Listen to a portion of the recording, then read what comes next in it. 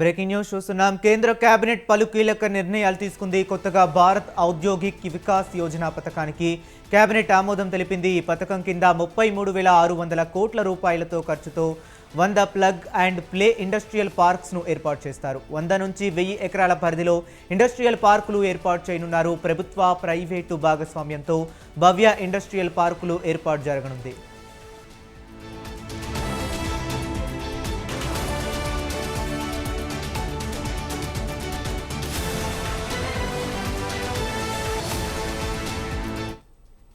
అలాగే యూపీలో బారాబంకి నుంచి బహరాజ్ వరకు 101 కిలోమీటర్ల పొడవైన 4 లైన్ల యాక్సిస్ కంట్రోల్ జాతీయ రహదారి నిర్మాణానికి కేబినెట్ ఆమోదం తెలిపింది.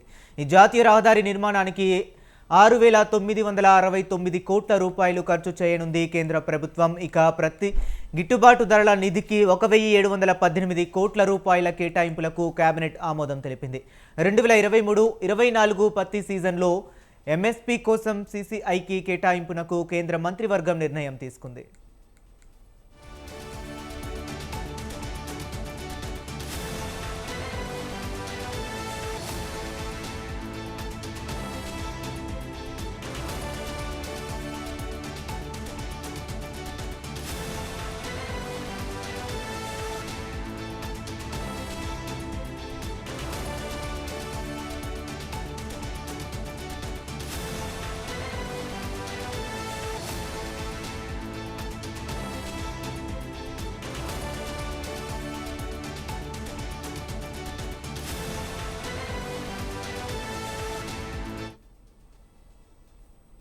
ఇక కేంద్ర కేబినెట్ పలు కీలక నిర్ణయాలు తీసుకుంది. కొత్తగా భారత్ ఔద్యోగిక్ వికాస్ యోజన పథకానికి కేబినెట్ ఆమోదం తెలిపింది. ఈ పథకం కింద 33,600 కోట్ల రూపాయల ఖర్చుతో 100 plug and play industrial parks ఏర్పాటు చేస్తారు.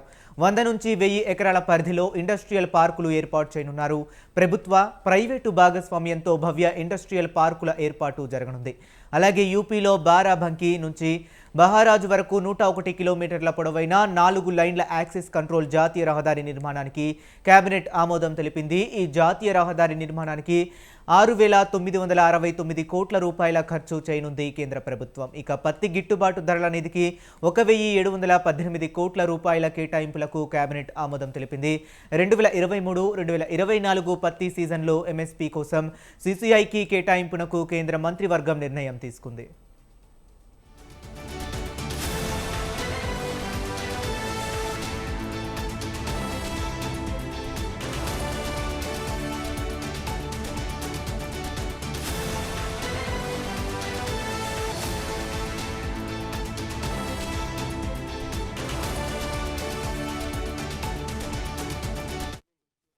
राज्य सरकार या पीएसयू ये दोनों मिलकर एसपीवी करेंगे और उस प्रोजेक्ट को आगे लेके जाएंगे।